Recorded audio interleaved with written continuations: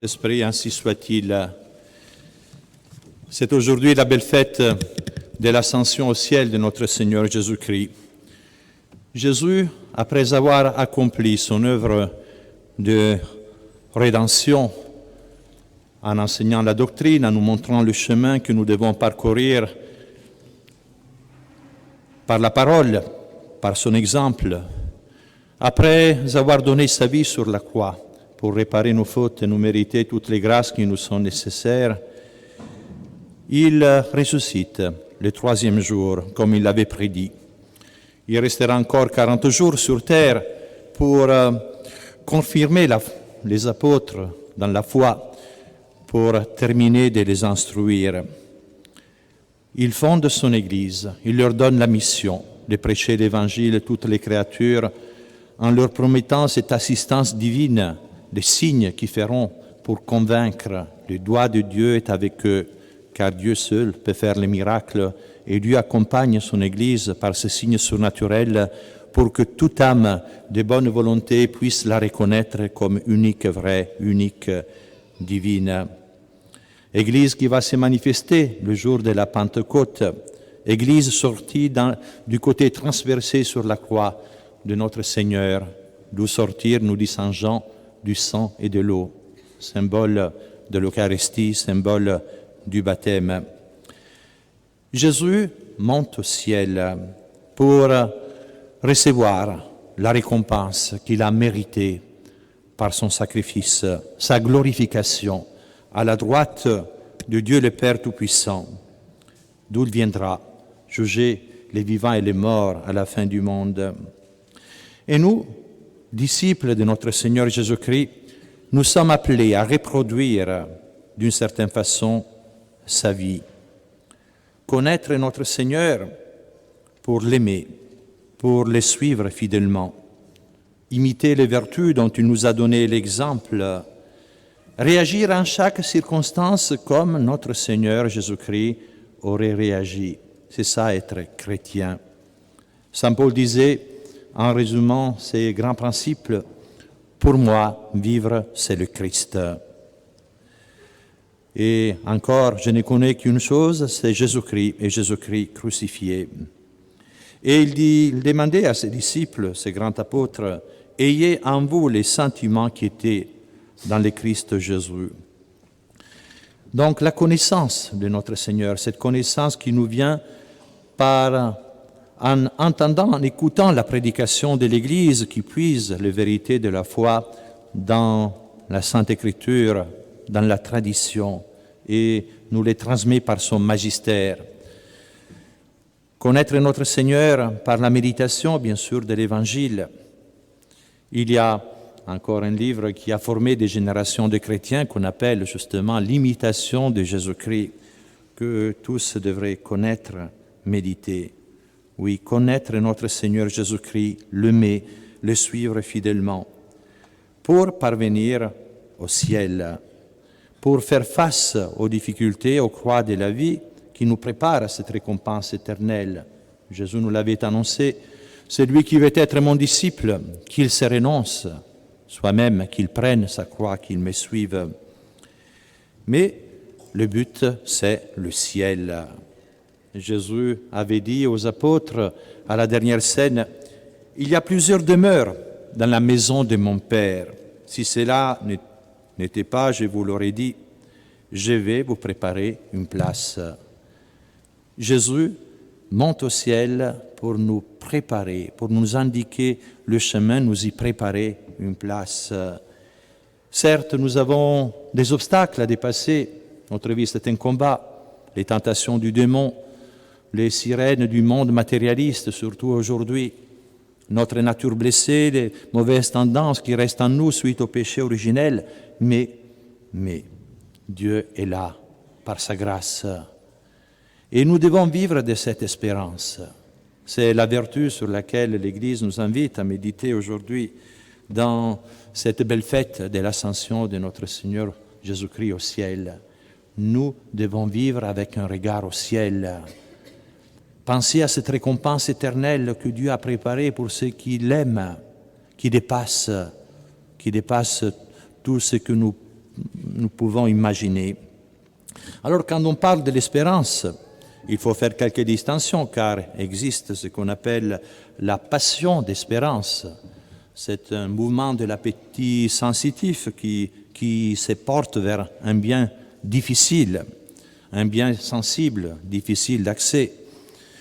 Pour vous donner une idée, vous pouvez penser à un repas de noces, un enfant qui est là, assis à table, qui doit rester là sans bouger pendant des heures. Et alors ce qui le fait tenir, c'est des gros gâteaux qu'il a aperçus en arrivant donc au banquet. Et il espère d'en avoir un morceau, c'est pour ça qu'il est là, il se contient, il est sage. L'espérance peut être aussi une vertu naturelle qui a pour but un bien d'ordre moral, d'ordre intellectuel, comme par exemple passer un examen, pouvoir obtenir une bonne place, ou alors chercher la gloire, les honneurs. Saint Paul, pour nous parler, lui, de la vertu d'espérance et du zèle que nous devons avoir pour le règne de Dieu, fait une comparaison avec les athlètes qui courent dans les arènes, qui se battent pour conquérir une couronne périssable, une couronne de laurier. Mais nous, dit Saint Paul, nous nous battons pour une couronne incorruptible. Et là, c'est la vertu de l'espérance. Pourquoi nos efforts? Pourquoi nos combats sur terre? Pour cette couronne, cette récompense du ciel. Qu'est-ce donc l'espérance? Comment on peut la définir? C'est une ferme confiance fondée sur la promesse de Dieu, sur sa puissance, sur son amour, qu'il nous donnera cette récompense du ciel et tous les moyens pour y parvenir ici sur terre. Oui, Dieu est tout-puissant et nous aime d'un amour personnel, d'un amour infini, d'un amour miséricordieux, malgré nos fautes, malgré nos péchés. Il nous a montré son amour en nous créant et après les péchés, en nous rachetant, en nous donnant son Fils unique. Jésus le dira à Nicodème, Dieu a tant aimé le monde jusqu'à donner son Fils unique, afin que quiconque croit en lui ne périsse pas, mais puisse avoir la vie éternelle. Et cette vertu d'espérance est très importante pour notre vie chrétienne, bien sûr, parce qu'elle nous unit à Dieu en nous détachant des biens matériels. Elle nous montre la vanité de ces biens par rapport au bien suprême qu'est Dieu. C'est lui qui est à l'origine de toutes les créatures. C'est lui qui a communiqué la bonté à ces créatures. Qu'est-ce que sera que le posséder éternellement au ciel? Il nous a créés pour lui.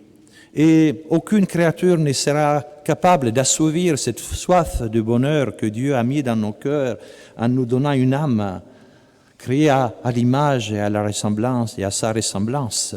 Nous sommes faits, créés par Dieu, et Dieu nous a créés pour lui. En lui consiste notre bonheur. Et quand l'âme connaît Dieu, elle se sent attirée vers lui. Cette connaissance de Dieu provoque un amour qui détourne l'âme de tous les biens matériels. Nous sommes attirés par Dieu comme le fer est attiré par l'aimant. C'est le témoignage de tout converti. Quand Dieu pénètre dans la vie d'un homme, dans une famille, eh bien, on découvre que c'est lui, le bien que nous devons chercher déjà sur terre, mais aussi pour cette récompense qu'il nous a promis au ciel.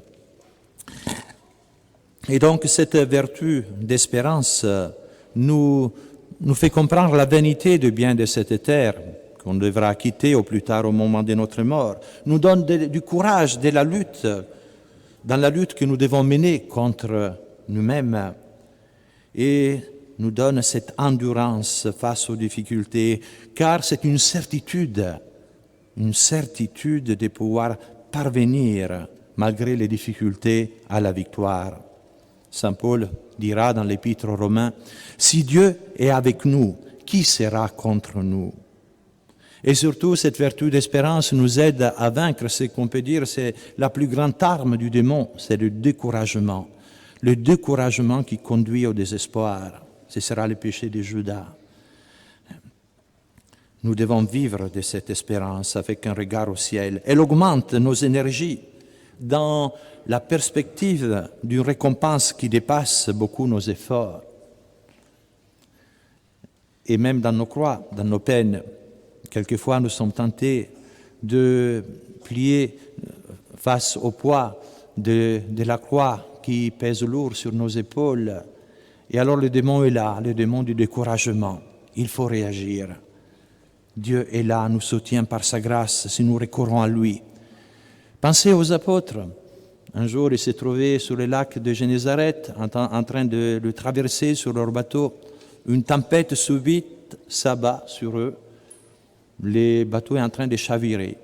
Jésus est là, mais il dort. Et alors les apôtres, pleins de froid, le réveillent en lui disant « Seigneur, sauvez-nous, nous périssons !» Jésus s'élève avec un geste, une parole. Il calme la tempête et il leur dit « Pourquoi avez-vous douté, homme de peu de foi ?» Combien de fois il pourrait nous faire le même reproche dans nos peines, dans nos difficultés, quand le démon du manque de foi et d'espérance s'insinue dans notre âme. C'est là où il faut justement manifester cet amour, cette foi profonde pour notre Seigneur Jésus-Christ qui permet les épreuves pour que nous puissions vraiment manifester extérieurement notre foi, notre espérance et grandir dans la pratique de ces vertus. Et bien sûr, face à la mort, l'espérance chrétienne donne une force extraordinaire. Car la vie n'est pas détruite, comme l'Église nous fait prier dans les préfaces des défunts. La vie n'est pas détruite par la mort, elle est uniquement changée. Sainte Thérèse de l'Enfant Jésus disait à la fin de sa vie, « Je ne meurs pas, je rentre dans la vie. » C'est la rencontre de l'âme avec son époux pour rentrer aux noces éternelles. Saint Paul n'avait qu'un désir, de mourir pour être avec le Christ. « Cupio dissolvi et esse con Cristo » Je ne désire qu'une chose, que mon âme sorte de mon corps pour être avec Jésus-Christ. Et le grand saint qui était Saint Martin de Tours, à la fin de sa vie, il y avait un combat entre lui avec le désir de partir pour voir notre Seigneur et aussi rester encore pour conforter ses frères dans la foi, les affermir dans la foi. Et il disait, si c'est la volonté de Dieu, je ne refuse pas le travail. Dans l'histoire du salut, il y a des exemples extraordinaires de cette vertu d'espérance qui animait, qui donnait la force même aux martyrs. Déjà dans l'Ancien Testament, si vous lisez le livre de Maccabée, le deuxième livre de Maccabée, nous raconte de cette mère de famille qui avait 7 enfants.